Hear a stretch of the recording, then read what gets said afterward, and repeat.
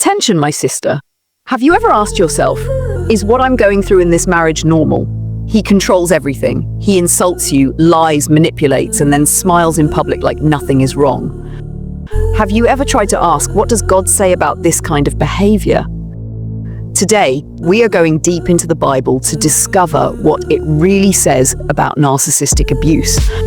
What we will uncover in part 2 will surprise you, and part 3 might just bring you peace for the first time in years. Part 1. Abuse hidden in religion. Many Christian women stay in painful marriages because of religion. You are always reminded that God hates divorce, but no one explains what God thinks about oppression, control, and deceit. Madam Zainab once told me how her husband was calling her a witch in front of the kids, locking her out of the house at night, sleeping around with other women, and telling people she is cursed. She went to her pastor to get counsel and plead with him to talk to her husband. After listening to her stories, all the pastor could do was to blame her for ever saying things that don't sound good about her husband.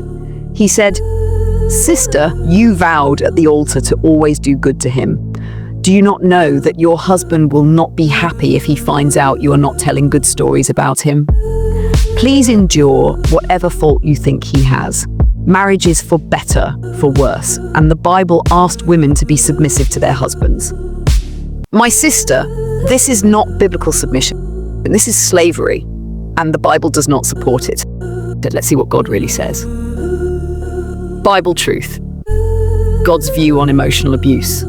Proverbs 6:16-19 says, God hates 6 things, and one of them is a man who causes conflict in a family. Colossians 3:19 says, husbands, love your wives and do not be harsh with them.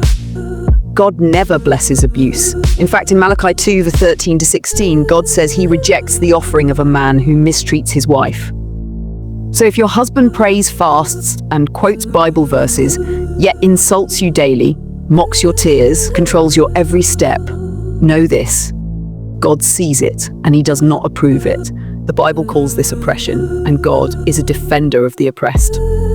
Part 3. 3 biblical revelations about narcissistic behavior. Now, let's uncover 3 shocking truths from the Bible. People that exhibited the spirit of narcissistic abuse. Number 1. King Saul.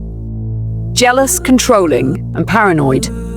1 Samuel 18:8-12 shows Saul became jealous of David's success and tried to kill him. He used emotional manipulation, false accusations, and fear, just like many narcissists today. 2. The Pharisees, masters of image control. Matthew 23:27, Jesus said, "You are like whitewashed tombs, beautiful outside, but inside full of dead bones." They looked holy, but were full of pride and cruelty. Does that sound familiar? 3. Jezebel, spirit of control and manipulation. 1 Kings 21:7-15. She planned Naboth's death to get land for her husband. Jezebel's spirit uses lies, shame, and power to control others.